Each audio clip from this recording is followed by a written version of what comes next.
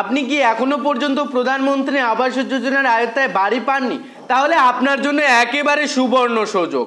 নতুন মন্ত্রিসভার প্রথম বৈঠক অনুষ্ঠিত হয়েছে, সেখানেই প্রধানমন্ত্রী আবাস যোজনার আরও অতিরিক্ত নতুন 3 কোটি বাড়ি বানানোর সিদ্ধান্ত নেওয়া হয়েছে।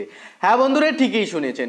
তবে কারা কারা নতুন বাড়ি পাবে, কারা কারা আবেদন করতে পারবে, বাড়িতে কোন কোন জিনিস থাকলে আপনারা আবেদন করতে পারবেন না, কি কি ক্রাইটেরিয়া রাখা হয়েছে প্রধানমন্ত্রী আবাস যোজনার বাড়ি পাওয়ার জন্য, এবারে কিন্তু একেবারে সুবর্ণ সুযোগ।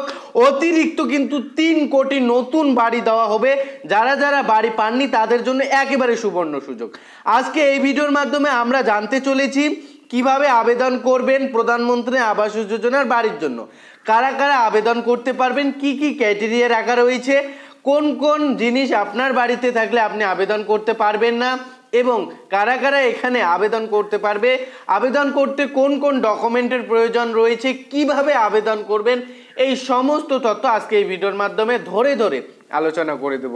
কাজেই আপনি যদি এখনো বাড়ি না পেয়ে থাকেন, বারবার বলতেছি আপনাদের জন্য এবারে কিন্তু সুবর্ণ সুযোগ, বাড়ি পাওয়ার জন্য একেবারে সুবর্ণ সুযোগ। ভিডিওটি একটুকু মিস করবেন না, ভিডিওটি আপনার জন্য একেবারে অত্যন্ত গুরুত্বপূর্ণ হতে চলেছে।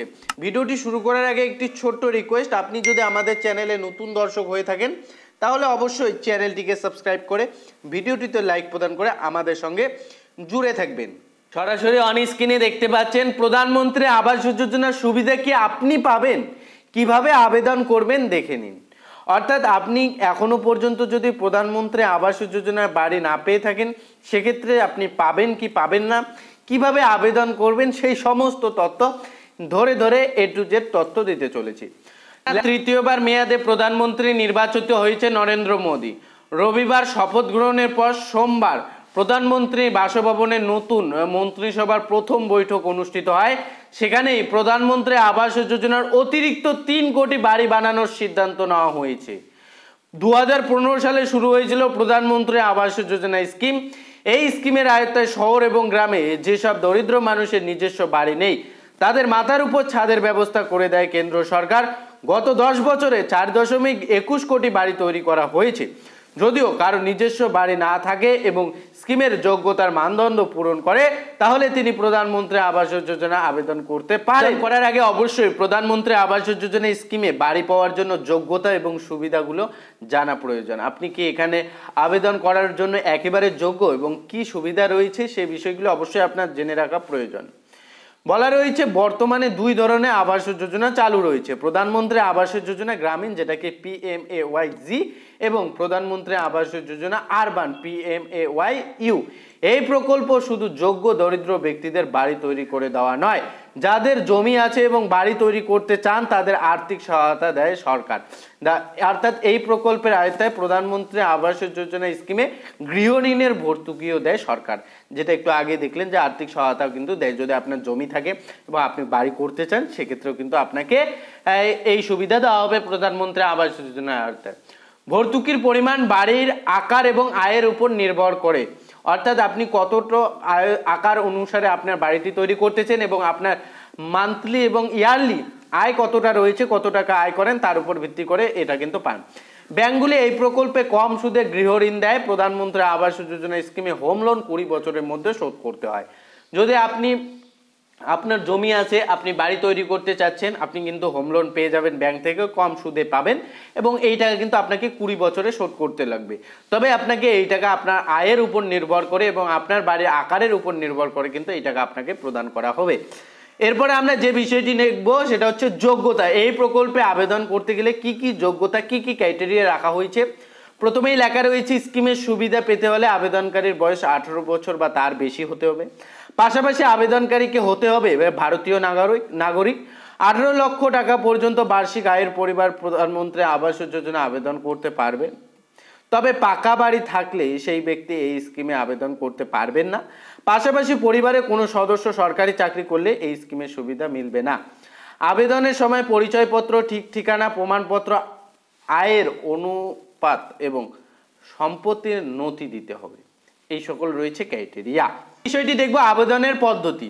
আবেদনের পদ্ধতি কি রয়েছে, ক্রাইটেরিয়া তো দেখলেন, কারা কারা এখানে আবেদন করতে পারবেন। পাকা বাড়ি থাকলে আপনারা আবেদন করতে পারবেন না, এবং কেউ যদি পরিবারে চাকরি করে থাকে সেক্ষেত্রেও কিন্তু আপনারা আবেদন করতে পারবেন না। এর পাশাপাশি এবার আবেদন প্রক্রিয়া কি রয়েছে, কিভাবে আবেদন করবেন, কোথায় গিয়ে আপনি নাম নথিভুক্ত করবেন, লেখা রয়েছে প্রধানমন্ত্রী আবাস যোজনা অনলাইন এবং অফলাইন আবেদন করা যায় দুটি পদ্ধতিতে। আপনি চাইলে অনলাইনেও করতে পারেন অথবা অফলাইনে। অনলাইনে আবেদন করার জন্য এখানে একটি ওয়েবসাইট দেওয়া রয়েছে, দেখতে পাচ্ছেন pmaymis.gov.in, এই লেখাটি লিখে গুগলে সার্চ দিলে আপনারা এর অফিসিয়াল ওয়েবসাইটে ভিজিট করতে পারবেন। এরপর প্রথম ধাপে প্রধানমন্ত্রী আবাস যোজনা অফিসিয়াল ওয়েবসাইট, এটাই কিন্তু PMAY অর্থাৎ প্রধানমন্ত্রী আবাস যোজনা মিশন .gov.in এর যেতে হবে। দ্বিতীয় ধাপে হোম পেজে গিয়ে ক্লিক করতে হবে PM আবাস যোজনা অপশানে। তৃতীয় ধাপে প্রয়োজনীয় নথি আপলোড করতে হবে। এরপর আপনাকে কিন্তু কি করতে লাগবে, দেখতে পাচ্ছেন লেখা রয়েছে। এরপর বলা রয়েছে চতুর্থ ধাপে এবার সমস্ত নথিপত্র ঠিক আছে কি না তা দেখে নিয়ে সাবমিট অপশানে ক্লিক করতে হবে। অফলাইনে আবেদন করতে নিকটবর্তী কমন সার্ভিস সেন্টার যেতে হবে আবেদনকারীকে, CSC সেন্টার। তো এখানে আপনারা পরিষ্কার দেখতে পারলেন প্রধানমন্ত্রী আবাস যোজনা গ্রামীণ এবং শহরে দুটি ক্ষেত্রে আবেদন করতে পারবেন। প্রধানমন্ত্রী আবাস যোজনা দুটিভাবে হয়, এক হচ্ছে আপনার যদি জমি থাকে আপনি বাড়ি করতে চান সেক্ষেত্রে গৃহ ঋণ পেয়ে যাবেন ব্যাংক থেকে কম সুদে, যেখানে আপনাকে 20 বছরের মধ্যে শোধ করতে লাগবে। তবে এই টাকা আপনার বাড়ির আকার এবং আপনার আয়ের উপর ভিত্তি করে টাকা দেওয়া হবে, আপনি কি প্রাপ্য কিনা সেটা কিন্তু আপনারা আয়ের উপর ভিত্তি করে এই টাকা পাবেন। এবং দ্বিতীয়টা রয়েছে আপনি একজন প্রাপ্য উপভোক্তা, আপনার পাকা বাড়ি নেই এবং আপনার বাড়িতে কেউ চাকরি করে না, আপনি একজন দরিদ্র মানুষ বা আপনার একটা পাকা বাড়ির প্রয়োজন বা মাথার উপর ছাদের প্রয়োজন, সেক্ষেত্রে কিন্তু আপনি আবেদন করতে পারেন। যারা যারা ঘর পাননি আবারও বলে দিচ্ছি আপনাদের জন্য সুবর্ণ সুযোগ। আপনি যদি একজন প্রাপ্য উপভোক্তা হয়ে থাকেন, আপনি যদি মনে করেন যে হ্যাঁ আমি একজন প্রাপ্য উপভোক্তা, সেক্ষেত্রে আপনি CSC সেন্টার যেতে পারেন অথবা অনলাইনে কিন্তু কোনো মোবাইল থেকেও কিন্তু আপনারা আবেদন করতে পারবেন। যদি এই বিষয়ে ডেডিকেটেড আবেদন প্রক্রিয়া জানতে চান সেক্ষেত্রে অবশ্যই কমেন্টে জানাবেন, আপনার জন্য ভিডিও নিয়ে আসার জন্য অপ্রাণ চেষ্টা করব। তবে আপনাদের এটাই জানিয়ে দিলাম 3 কোটি নতুন বাড়ি বানিয়ে দেওয়ার কিন্তু সিদ্ধান্ত নেওয়া হয়েছে মন্ত্রিসভার বৈঠকে, কিন্তু এমনটাই আপডেট উঠে এসেছে। আপনাদের জন্য সুবর্ণ সুযোগ, অবশ্যই এই আপডেটটি মিস করবেন না। অন্যকে ভিডিওটি শেয়ার দিয়ে এই আপডেটটি জানানোর চেষ্টা করবেন। অবশ্যই কমন সার্ভিস সেন্টারে চলে যাবেন, অফলাইনে গিয়ে সেখানে আপনার যে যে তথ্য রয়েছে যে তথ্য চাইবে সেই তথ্য আপনাকে ডকুমেন্ট, আধার কার্ড, প্যান কার্ড থেকে শুরু করে ব্যাংকিং বই থেকে শুরু করে আপনাদের সমস্ত তথ্য নিয়ে যেতে লাগবে। সেই তথ্যগুলি আপনাদের কিন্তু আপলোড করতে লাগবে অনলাইনে।